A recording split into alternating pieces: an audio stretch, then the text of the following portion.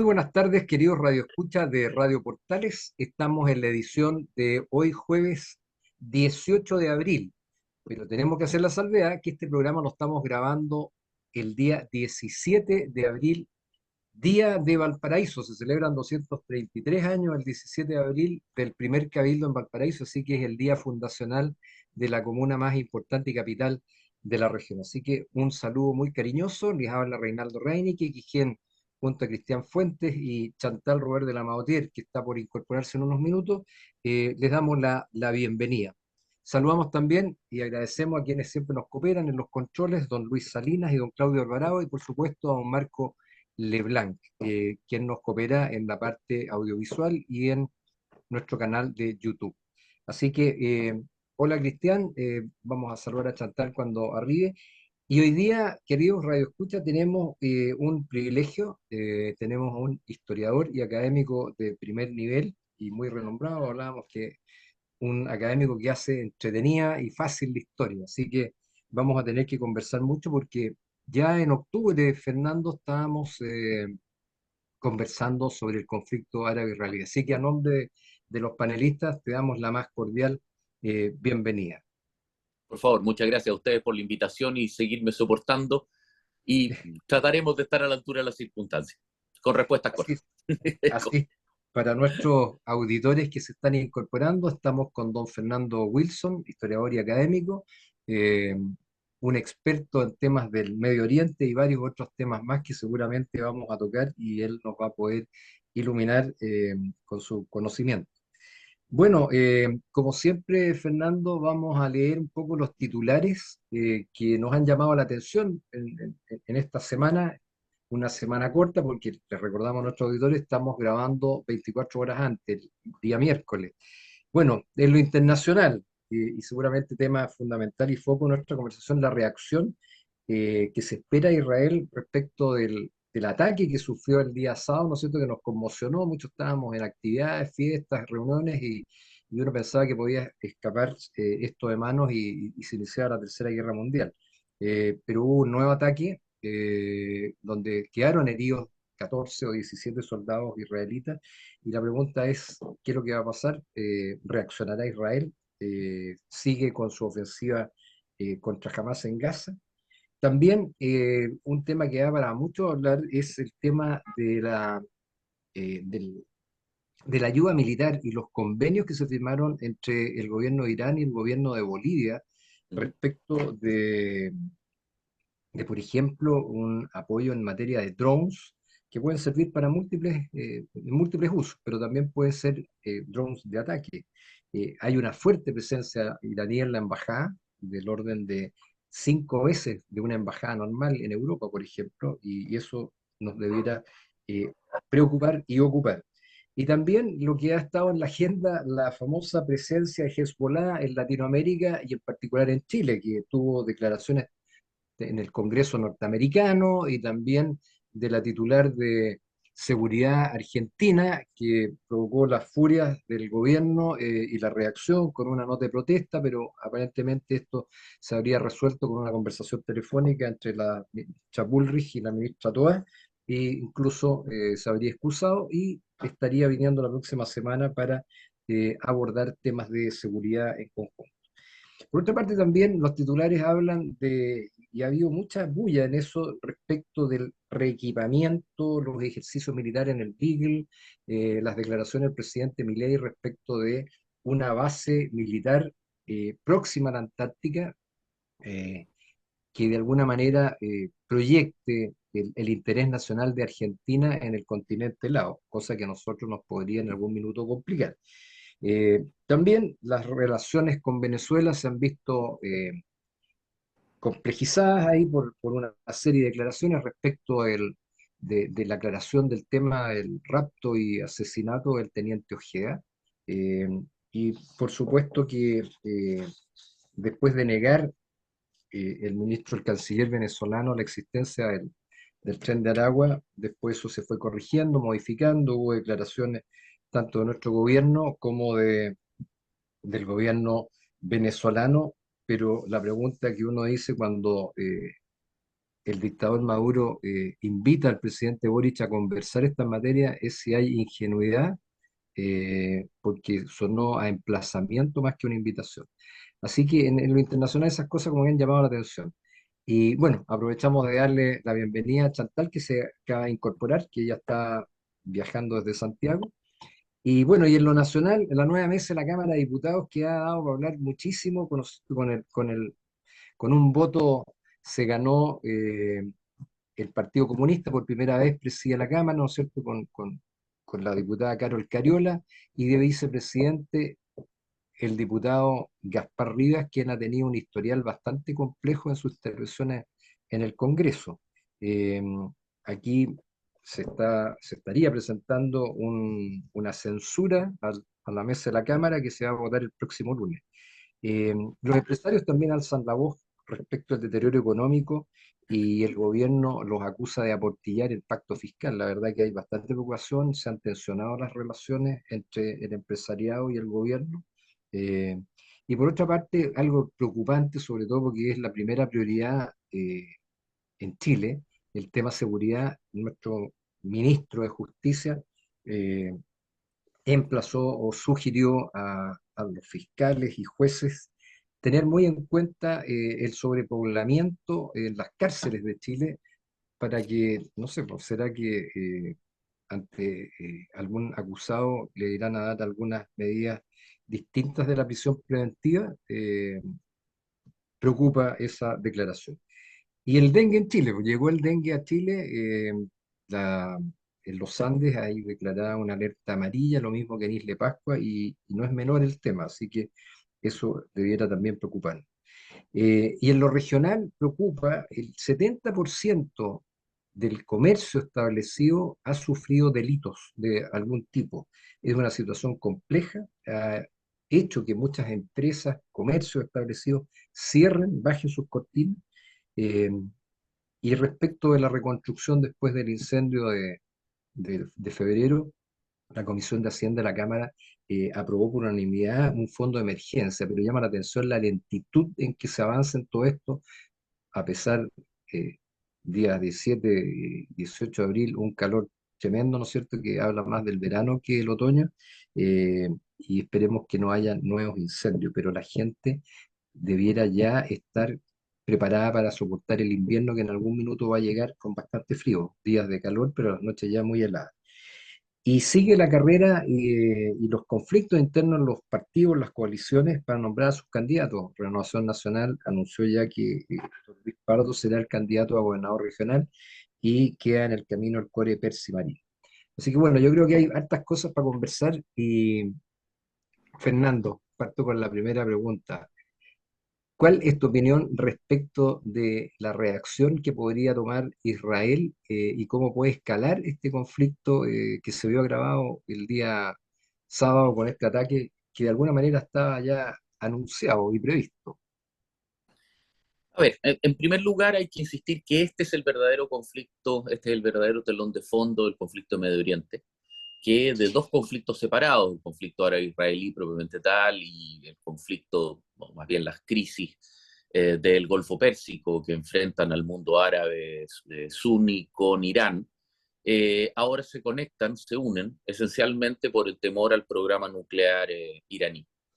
En ese sentido, hoy día mismo, el miércoles que estamos grabando, en la tarde Israel confirmó que va a atacar a Irán, pero se reserva la forma y fecha en que lo va a hacer. Esto fue un anuncio político de alto nivel que de alguna manera expresa precisamente la voluntad, en este caso el conductor estratégico israelí, y por lo tanto queda claro que, digamos, el misterio hoy día es cómo lo van a hacer. Un extremo que yo creo altamente improbable es un ataque masivo sobre la infraestructura nuclear iraní, que es algo que Israel lleva preparando más de 15 años, digamos, y es una solución de última ratio que veo poco probable se aplique.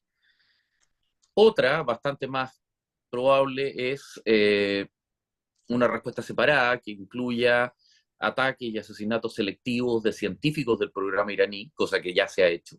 Israel posee un dispositivo de inteligencia basado en Irán particularmente extenso y combinado, esto va a ser probablemente muy reservado, ni siquiera quizás tenga eco en la prensa, y ataques extremadamente intensivos a los actores proxy de Irán en Siria, en Líbano, como Hezbollah, los grupos, la resistencia islámica en Irak, los Houthi en Yemen, etcétera, que puedan recibir ataques masivos de tipo aéreo, y particularmente los oficiales del grupo Quds, digamos, la rama internacional de acción internacional de la Guardia Revolucionaria Islámica. Pero no está en el interés de ninguno de los dos bandos continuar escalando esto, y Irán, digamos, ya hizo su statement. Israel ya decapitó de forma importante en el ataque al consulado de Damasco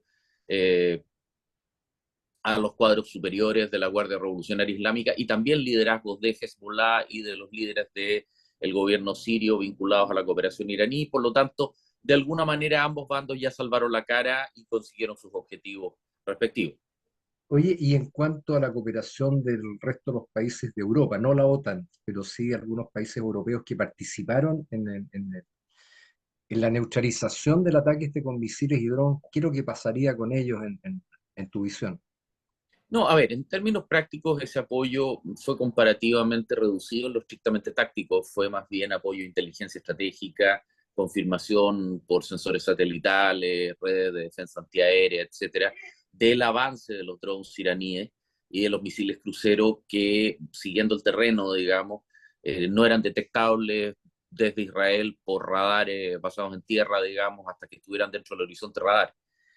Si bien es cierto, hubo F-15 norteamericanos, Typhoons británicos y probablemente también cazas sauditas, además de F-16 jordanos, participando en los derribos propiamente tales.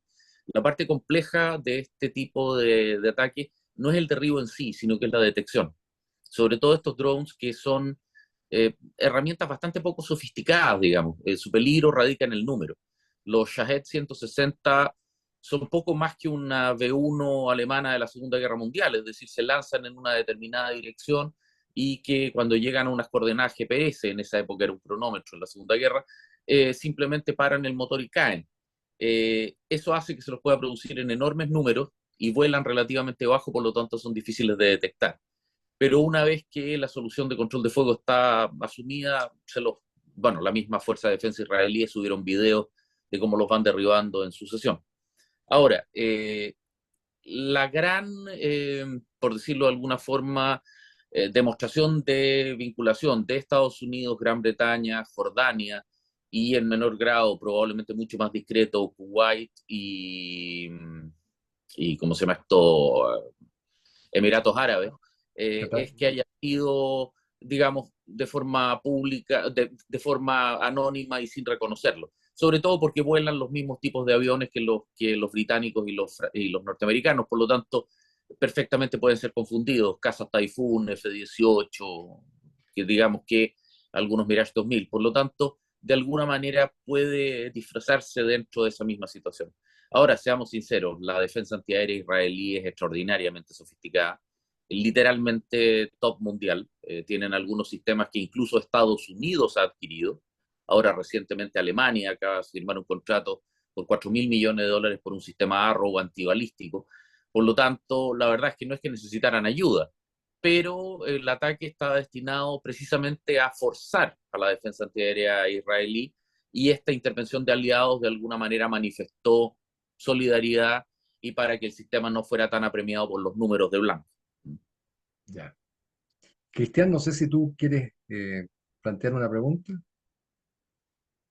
No, bueno, me parece muy interesante el análisis y bajo tu perspectiva, Fernando, Uh -huh. ¿cuáles son los horizontes que tiene este conflicto en el mediano plazo? ¿Qué puedes tú deducir en relación a No, dónde esto, podría apuntar? uh -huh.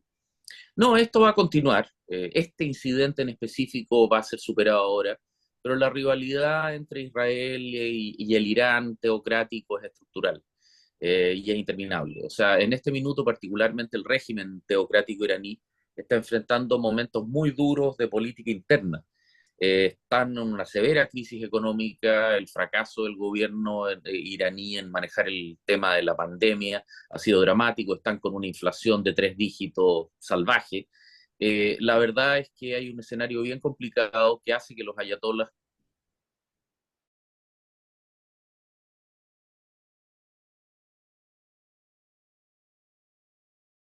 algún distractor. Y en ese sentido, la mantención de la voluntad de desarrollar el programa nuclear, que se había firmado un tratado, se habían levantado sanciones cuando supuestamente lo habían suspendido, habían parado el proceso, se demostró que nunca lo hicieron.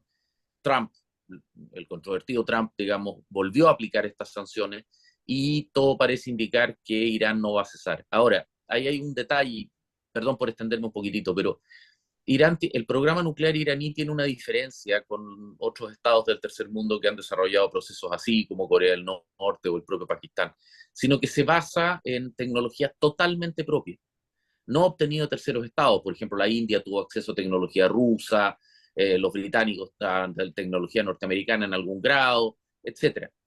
Francia, lo mismo. Entonces, en ese sentido, ellos tienen una suerte de proyecto Manhattan, que es un proceso primitivo en términos tecnológicos, de refinación de uranio, etcétera, pero que tiene la dificultad de que es prácticamente indestructible porque, como está construido con su propia comunidad científica, Irán tiene desde los tiempos del Shah un sistema universitario de primerísima calidad. eh, Ustedes lo único que pueden hacer es ralentizarlo. Por eso los americanos hackean las centrifugadoras, refinadoras de uranio, los israelíes matan científicos, en el entendido de ir ganando 2 añitos más, 3 añitos más, pero siempre en el entendido de que es un proceso que más temprano que tarde va a terminar redundando en un Irán nuclear. Y eso es extremadamente complejo, sobre todo porque un presidente, hace 2 presidentes atrás en Irán, Mahmoud Ahmadinejad, planteó explícitamente que el disuasivo nuclear israelí, o sea, perdón, iraní, tiene un objetivo ofensivo y que es la destrucción de Israel, convertir a Israel en un cementerio de cenizas nucleares, digamos, lo dijo explícitamente. Entonces ustedes comprenderán que por más que sea retórica, eh, digamos, cuando a alguien le dicen algo así, tiene toda la razón de tomárselo en serio, digamos. Ahora, Israel lleva cerca de 15 años preparando un ataque masivo sobre Irán, un ataque aéreo con misiles cruceros, etcétera, eh, pero es una herramienta de última ratio que está más que conversada y negociada con la Unión Europea, con Estados Unidos, con una serie de actores, incluyendo Arabia Saudita, los Emiratos, etcétera, porque paradójicamente los pactos de Abraham, es decir, esta serie de acuerdos a través de los cuales Estados árabes reconocen a Israel, está generado porque le tienen más miedo a Irán que a Israel. Es decir, quieren establecer una suerte de guerra fría con una separación de bandos, en el cual los árabes suní se alían a Israel, mientras que los persas shia quedan solamente con su periferia, más que estados, quizás Siria, pero en general grupos como Hezbollah, los Houthi de Yemen, eh, como actores que los patrocinan o los apoyan, generando, entre comillas, un equilibrio del terror estilo Guerra Fría. Oye, Fernando, hay algo que siempre me llama la atención, que ¿Mm? pasó un poco lo mismo con Hamas. En vez de que uno lo que uno esperaría, en el fondo, uno civil común y corriente, cuando a ti te atacan, atacar de vuelta inmediatamente. Pero Israel siempre como que lo piensa y siempre él dice, Ah, voy a atacar en una semana más. Y lo da como para avisado, o sea, a pesar de que fue recientemente atacado por Irán, ahora también hace lo mismo. No contraataca en forma inmediata, sino que lo piensa, lo calcula, lo avisa y después lo hace. Y bueno, siento que eso crea una, un mal ambiente internacional en el fondo, porque si tú atacaras de forma inmediata, tú dirías, hoy pobrecitos, los atacaron y ellos están reatacando. Y hoy día, cuando ellos lo piensan y lo hacen, dicen, no, qué malos son Israel, porque no atacó desde un principio y ahora lo está haciendo de forma pensada, en el fondo, con bueno, intención de dañar. bueno, obvio. Y de hecho eso tiene por lo menos 4 razones muy concretas. La primera de ellas es decidir política y militarmente en Israel a qué le quieren pegar, que no es un elemento menor. O sea, es algo, tienen que tomar una decisión estratégica muy complicada. Luego tienen que elaborar los planes, tienen que coordinar este ataque con la multiplicidad de estados que están operando en la zona, Estados Unidos, Gran Bretaña, otros estados árabes sobre los cuales van a tener que volar con lo que sea que vayan a atacar a Irán. Es decir, hay una serie de procedimientos que hay que seguir. Y finalmente, enervar a los iraníes. Es decir, tenerlos una semana, 10 días, porque ellos dijeron que no se reservan el tipo y tiempo de ataque. Cuestión que naturalmente introduce un desgaste en la capacidad defensiva iraní que es salvaje. Tener radares encendidos, sistemas antiaéreos prendidos, consumo de horas de vuelo de aviones de combate, es decir, produce un daño y un desgaste que de alguna manera significa recuperar la iniciativa. Dicho en buen castellano, en lugar de Israel pelear la guerra que quiere Irán, van a hacer que Irán pelee la guerra que quiere Israel.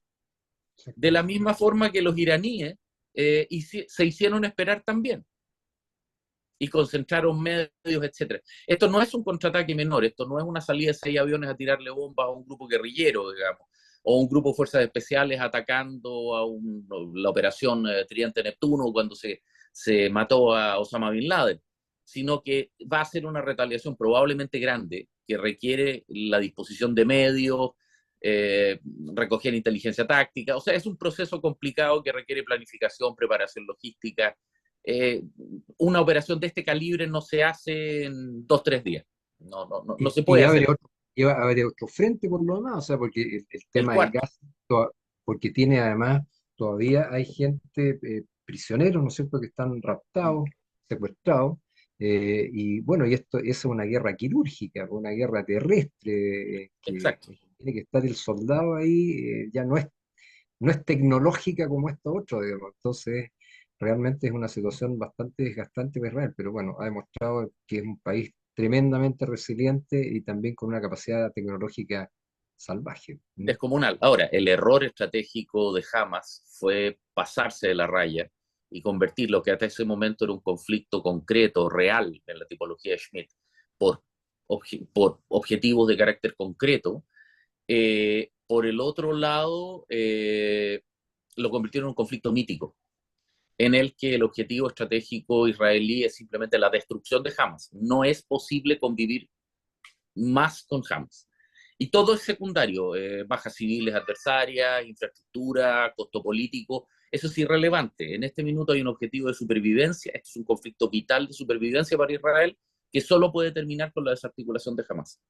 Es decir, creer que esto se va a terminar por una negociación es ridículo y la mejor demostración de eso es que la prensa árabe radical, particularmente Al Jazeera, etcétera, en sus frecuencias en árabe, muestran a Ismail Jalili, a Ismail Haniyeh, perdón, Mohamed Jalili, el ministro de Relaciones Exteriores de Hamas que vive en Qatar, o Ismail Haniyeh, llamando a repetir el 8 de octubre. Es decir, ellos creen haber descubierto una tecla que quieren seguir presionando. Por lo tanto, pretender que con esos antecedentes Israel esté dispuesto a negociar y dejar, aunque sea una sombra de Hamas, más allá de lo que simplemente puedan neutralizar, eliminar o destruir, es una quimera. Estamos conversando con Fernando Wilson, quien nos está dando una clase magistral de la situación, realmente lo que ocurre en el Medio Oriente, pues siempre es una aprensión, un temor del resto del mundo de que por ahí puede estallar una nueva guerra mundial, pero ya con características mucho más destructivas, con bombas nucleares, etcétera. Entonces, es un tema interesante.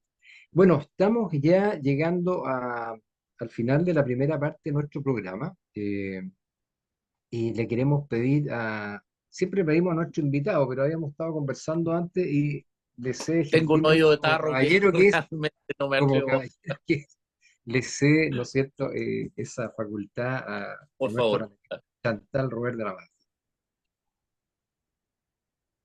Estás Chantal está muteada, estás muteada. A ver, ¿qué nos dice Chantal? Ahí sí. Ahora estoy romántica hoy día, así que quiero una canción de Manuel Mijares, para amarnos más. Para amarnos. Bueno, le vamos a pedir a Así nuestros es. radiocontroladores que y busquen ahí a Mijares con Para amarnos más. Siempre tan romántica, Chantal. Bueno, no nos dejen, ya volvemos. Bueno, ya estamos de regreso en Vamos Somos Chilenos. Tenemos un invitado de lujo que nos ha dado una clase magistral esta primera parte, historiador y académico don Fernando Wilson. Y bueno, después de escuchar una romántica canción que sugirió Chantal de Mijares, para amarte más, ¿no es cierto? Volvemos y aterrizamos en la realidad de un mundo complejo. Bueno, estábamos analizando el grave conflicto que nos preocupa. Estamos al otro lado del mundo, pero el mundo es una aldea global y cada vez más pequeña. Así que lo que pase en el otro extremo del mundo, más temprano que tarde, nos va a impactar acá.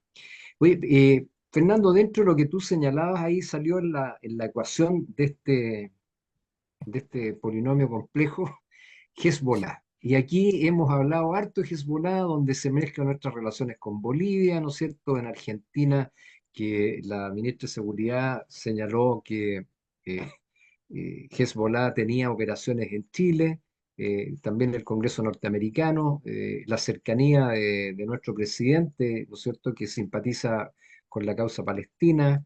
eh, Han habido situaciones acá también complejas respecto de que hubo aviones venezolanos de Conviasa con Iraníes. tripulantes iraníes que nunca bajaron del avión, no se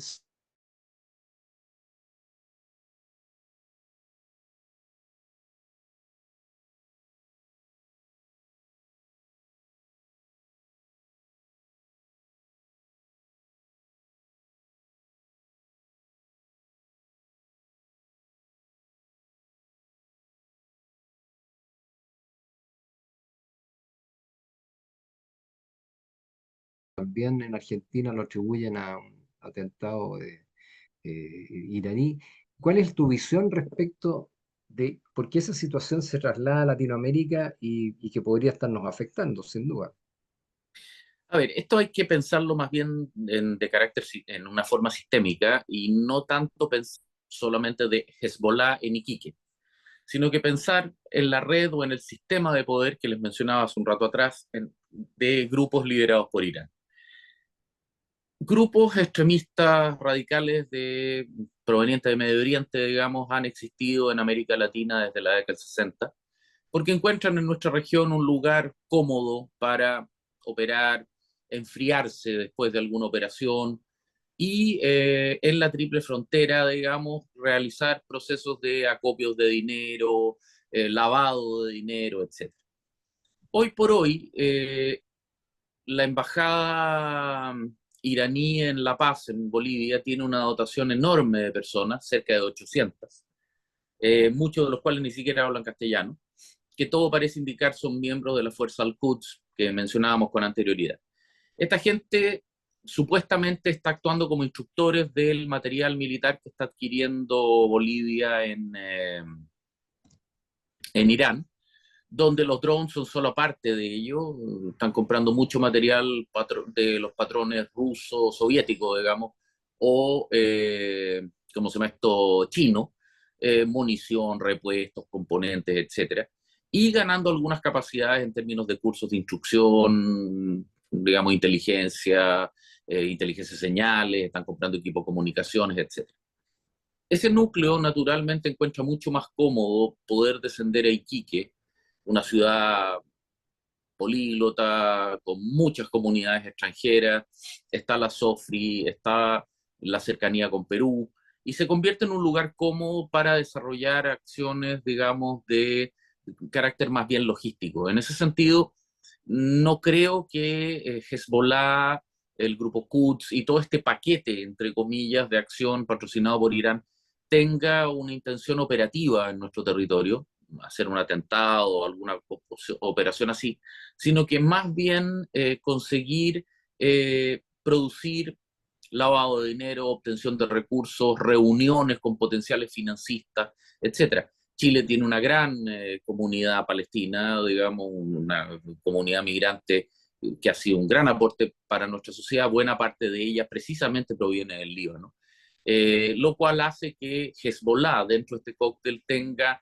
una mayor facilidad de contacto, redes, parientes, conocidos, etcétera, simpatizantes de la causa que les dan una masa crítica, tanto para refugio, apoyo económico, etcétera. Ahora, esto no es ninguna novedad, esto ha sido reportado ya hace cerca de 2 décadas.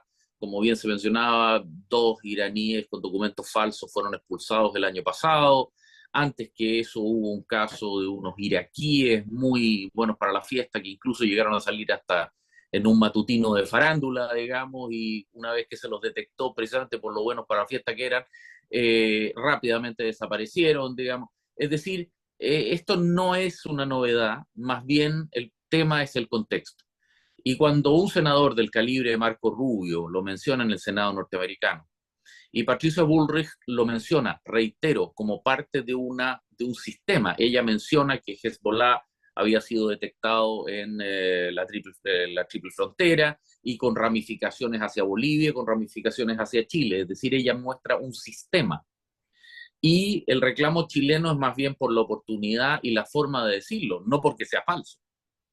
Lo cual abre una serie de interrogantes y de cuestionamientos respecto a cómo estamos tratando y cómo estamos manejando esta situación.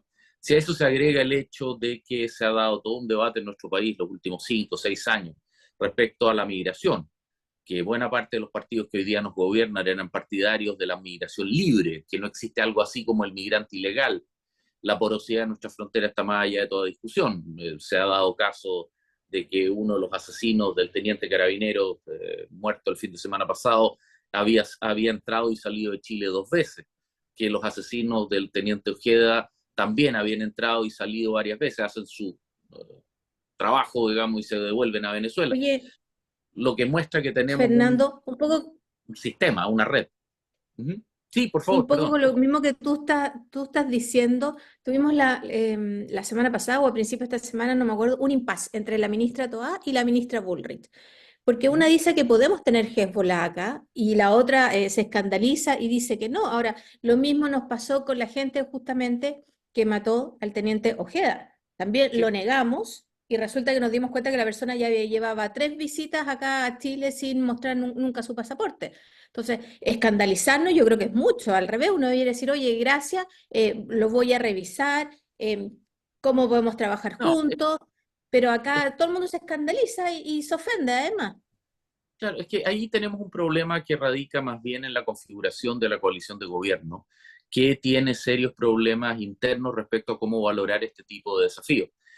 Claramente para sectores como el Partido Comunista, por ejemplo, y algunas alas más duras del Frente Amplio, reconocer en un esquema que ellos interpretan de carácter maniqueo, buenos, malos, Israel malo, movimiento de apoyo a Palestina bueno, reconocer que este tipo de gente pueda estar acá, con el agregado de que hace pocos días atrás se acaba de fallar finalmente el caso de la AMIA, del atentado a la AMIA en Buenos Aires, donde se planteó explícitamente que Hezbollah y el Estado iraní habían sido los perpetradores, digamos, o sea, los autores materiales e intelectuales. Es decir, de alguna manera representa tener que retroceder muy fuertemente en una arquitectura valórica que tensiona fuertemente a la coalición, en un momento en que se están viviendo también situaciones y un escenario político complejo dentro de nuestro propio país. Es decir, no necesito recordar la al menos áspera llegada de Carol Cariola a la presidencia de la Cámara ayer,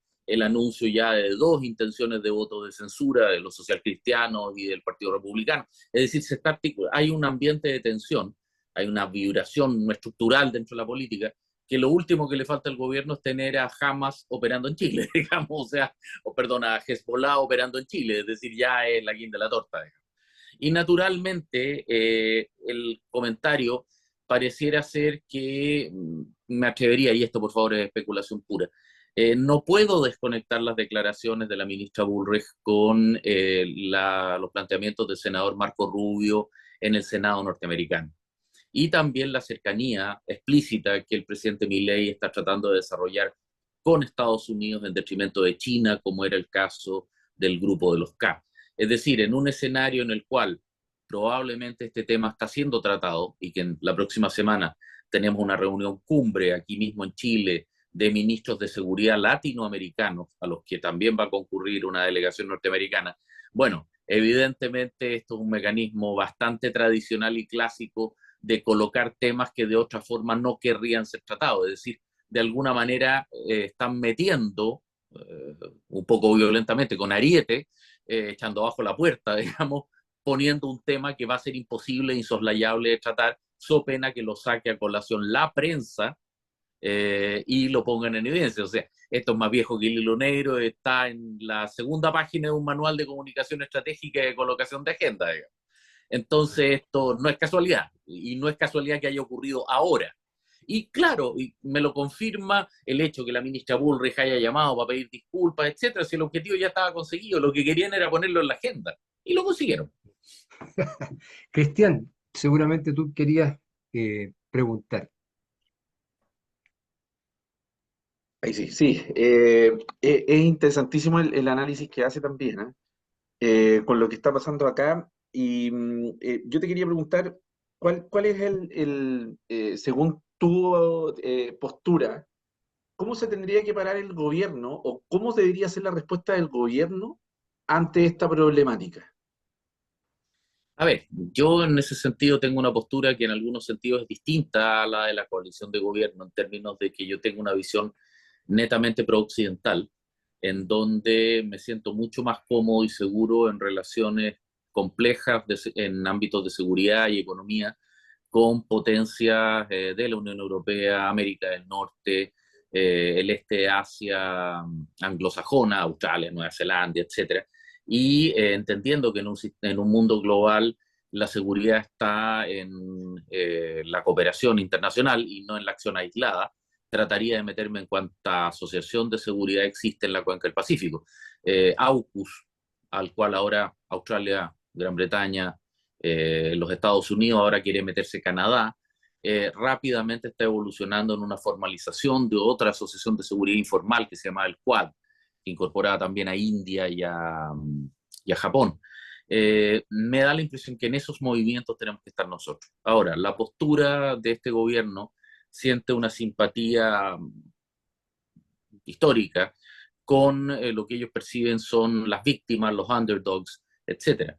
Basta con recordar el hecho de que la acción que se asumió en la Corte Internacional de Justicia contra Israel en relación a las operaciones militares en Gaza, estábamos en compañía de verdaderos florones de la democracia como Malawi, Rhodesia, o sea, Zimbabue, Mozambique, las Islas Comoros, Cuba. Es decir, hay claramente una estructuración y una forma de comprender los escenarios que es dramáticamente distinta y como ya lo pudimos ver con anterioridad, que marca una fuerte diferencia con lo que ha sido la tradición de la política exterior chilena, que era la neutralidad ante el conflicto palestino-israelí y digamos, evitar importar el conflicto a Chile. Bueno, vemos que la postura del presidente Boric es personal, es emocional.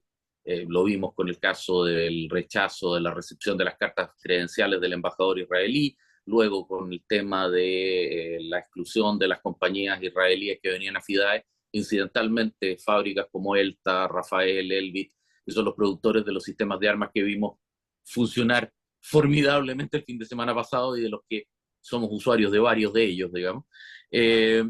Claramente tenemos un problema severo en términos de la conducción política exterior y ya se ha demostrado en reiteradas ocasiones como el ministro Van Claveren tiene que omitirse o tiene que evitar participar en eso. Al parecer hay un asesor en el segundo piso en política exterior que es particularmente emocional respecto a los temas de Medio Oriente y también temas ideológicos, de donde habría salido, por ejemplo, la condecoración al juez Garzón en la gira europea del presidente Boric el año pasado, que tantas conversaciones generó y que puso en una posición tan incómoda al canciller.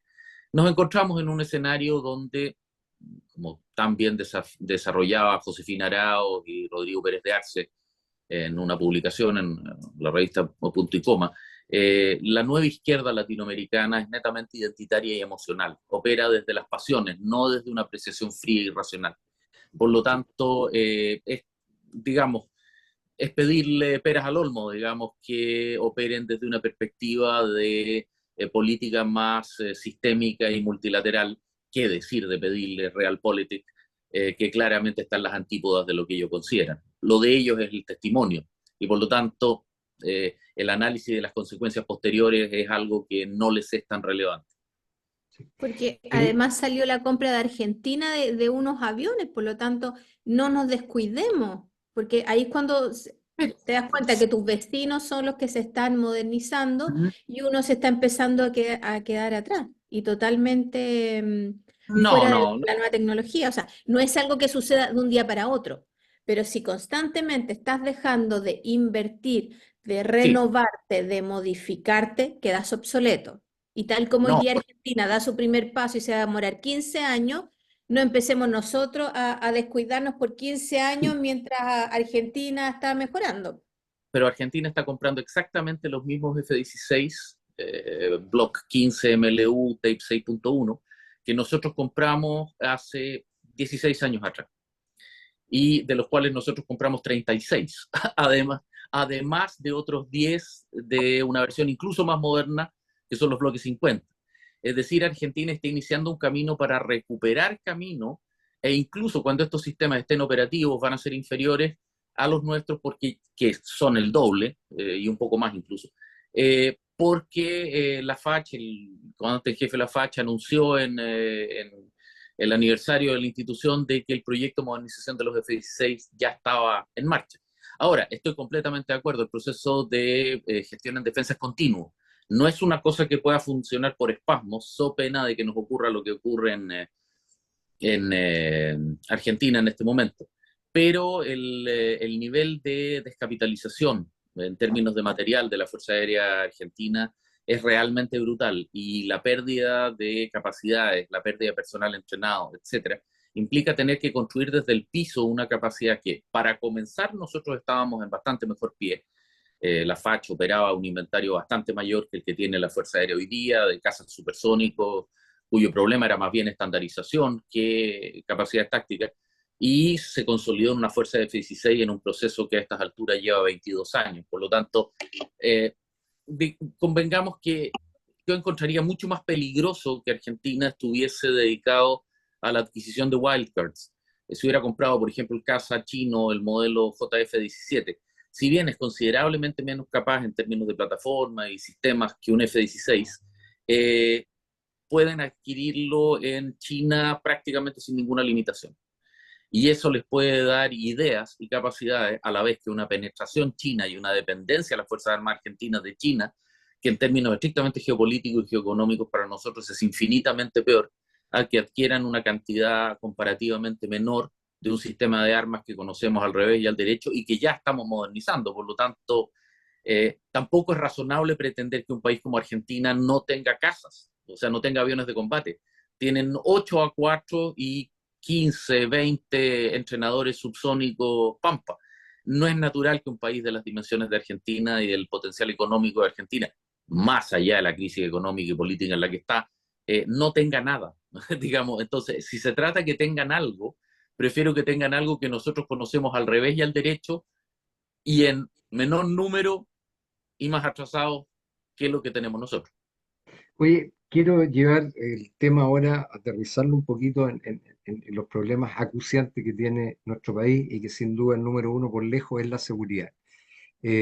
Hace pocos días atrás, el Partido Republicano, sus líderes, José Antonio Kast y Arturo Esquella, también el general Basaletti acompañó, abogado de Venezuela, una visita a El Salvador para conocer precisamente cómo ellos habían abordado el tremendo problema delictual de inseguridad que vivía ese país, y que cuando uno va a ciertos conversatorios acá, etcétera, ven que es un tema muy difícil de erradicar de Chile, pero El Salvador, un país pequeño, pudo resolver en bastante breve tiempo, más que nada por voluntad política, un problema serio. Y ahí está el tema de las cárceles, y cárceles de alta seguridad, ¿no es cierto?, para terroristas o delincuentes muy peligrosos. Y llama la atención esta semana que el ministro de Justicia, en una de sus tantas declaraciones, eh, sugiere o invita a los jueces, a los fiscales, precisamente a que tengan en mente la sobrepoblación, ¿no es cierto?, penitenciaria, que está absolutamente sobregirado, para ver medidas alternativas. Entonces, cuando los chilenos queremos que encierren a los delincuentes, el ministro de Justicia, en vez de preocuparse de tener las cárceles necesarias, etcétera, todo lo demás, está preocupado de ver que mandemos Vender a para Onoto. Exactamente. vender el sillón, como, como dice tú. Así que, ¿cuál es tu visión de eso y cómo se estaría manejando? Porque yo creo que alguna repercusión va a tener la poco feliz declaración. No, de hecho ya está recibiendo una verdadera camotera, digamos, a través de medios y, digamos, está bajo una crítica feroz. Ahora, yo sería prudente en términos de que la opción, la opción salvadoreña en particular es muy compleja y es prácticamente imposible de aplicar en Chile en términos de que el proceso institucional salvadoreño es muy distinto al nuestro. Eh, las amenazas que ellos enfrentaban y particularmente el régimen del presidente Bukele está en una situación muy, muy difícil y muy complicada. De alguna manera ellos están vendiendo el alma. Las modificaciones a la Constitución, por ejemplo, para llevar a cabo su reelección, fueron evidentemente forzadas. A ver, siento la mayor simpatía por el objetivo del presidente Bukele y sincera admiración por lo que está consiguiendo. Eso está fuera de toda discusión. Pero el problema es que está comprometiendo el marco institucional. Y en ese sentido está corriéndose el riesgo de que los mismos actos que él está haciendo hoy día, posteriormente los tome un presidente, como de hecho fue su antecesor, del farabundo Martí de Liberación Nacional, el movimiento terrorista que firmó la paz en el acuerdo Contadora, digamos, justo al final de la Guerra Fría, digamos, el año 89, y lo use al contrario, es decir, de alguna manera se están dejando herramientas, se están validando instrumentos que posteriormente vamos a llegar a lamentarlos. Recordemos todas las leyes que aprobó y los decretos, más que leyes, que aprobó Carlos Ibáñez del Campo en su primer y segundo gobierno, y que luego fueron utilizados durante la Unidad Popular como los famosos resquicios legales usados para desarticular, por ejemplo, para la estatización del sistema financiero y una serie de otras circunstancias. En ese sentido, recurrir al método Bukele, yo no estoy en contra de construir cárceles, etcétera. Ahí notamos la ineficiencia del Estado chileno, que para construir una cárcel necesita 10 años, de los cuales 8 están gastados en permisología, papeles que van y papeles que vuelven, digamos. Pero que en el caso salvadoreño está implicando comprometer sus instituciones. Para ellos no es tan serio. Las instituciones salvadoreñas tradicionalmente han sido frágiles y lamentablemente este tipo de acciones se hacen con alguna regularidad. Pero para el caso chileno sería particularmente dramático, sobre todo en los momentos que estamos viviendo, en que venimos saliendo de un estallido social y de dos procesos constitucionales, dentro de los cuales el primero trataba de convertirlos en plurinacional y una serie de otras cosas más. Y además estamos advertidos de que en el Congreso Ideológico del Partido Comunista, que tuvo lugar la semana pasada, el fin de semana pasado, el discurso del presidente del Partido Comunista, el señor Carmona, nos advirtió que ellos quieren volver a aprender la batalla constitucional, quieren una constitución plurinacional, es decir, la matriz de las ideas rechazadas el 4 de septiembre del 2022, quieren volver a lanzarlas al ruedo. No me parece que este sea el momento más oportuno para comenzar a fragilizar las instituciones. Recordemos que ya a la Constitución se le bajaron los quórums de reforma de manera bastante peligrosa, a través de juegos que terminen explotándonos en la cara con procedimientos mucho mayores. A mí me parece que la solución lejos más práctica es hacer más expedito el proceso de construcción de cárceles en Chile. Recordemos que tenemos paralizado todo el tema del proceso de concesiones, que el mismo ministro Cordero ha dicho que es la única forma a través de la cual se puede volver a construir, se puede tener cárceles rápido. El tema es, de alguna manera, imprimir velocidad a un Estado anquilosado, lento, con unos problemas de acción. Escuchaba el otro día que para la construcción de una planta desaladora al norte de Quintero, destinado a proveer agua para, digamos, funciones agrícolas en el Valle Petorca y al interior, llevan 10 años solamente moviendo papeles. O sea, es demencial. No tendríamos sequía si es que pudiésemos construir esas plantas desaladoras. O sea, es kafkiano. Y ahí está la importancia de la tecnología israelí. Pero bueno, Bueno, entre otras Fernando, cosas más. estamos ya al final de nuestro programa. A nombre de los panelistas, en el mío propio, te agradezco porque realmente Por uno favor. aprende con tu entrevista. Creo que es bueno también para nuestro público. Muchas veces nos interesan cosas locales, regionales, pero en este caso, la verdad que es bueno conocer un poquito más allá de nuestra frontera qué es lo que está pasando, porque más temprano que tarde nos va a impactar. Así que te agradezco tremendamente tu Por participación, tu favor. disposición. Y muchas gracias y le dejo el teléfono a mis colegas para que también ellos se puedan despedir, Chantal. Sí, contenta de participar nuevamente en este programa con nuestros radioescuchas y ayudarlos a llegar más pronto a sus casas un día jueves, pronto ya a partir del fin de semana. Agradecerte, Fernando, porque la verdad es que muy entretenido conversar contigo. Hoy día Muchas trataba de hablar un poco con mi sobrino y mi hijo, ya tienen 25 años, de repente le decían, no se queden en los titulares, o sea, averigüen cuando estamos hablando de cosas, porque hoy día se habla tan Un poco ligeramente de ligeramente. algunas cosas y se nos olvida de dónde está la raíz del problema, dónde está la raíz de la historia de estos conflictos. Así que muchas gracias nuevamente por hacernos un poquito más amena esta historia y explicarnos realmente este conflicto y cuáles son las raíces de ello.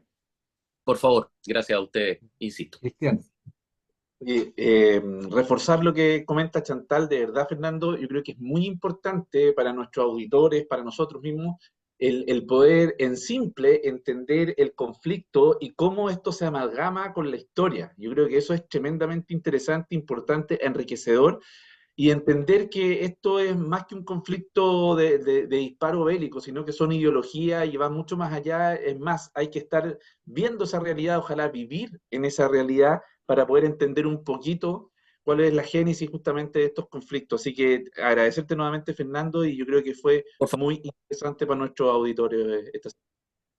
por bueno, favor, a disposición de ustedes y cuando lo estimen pertinente, hacemos la coordinación y, por favor, que hablen. los dejamos cordialmente invitados entonces a nuestros radioescuchas para el próximo jueves 25 de abril. Muchas gracias, Fernando, y será hasta pronto. Por favor, lo mismo. Hasta luego, que tengan muy Ah, buena noche. muchas gracias. Muy buenas tardes. Chao, chao.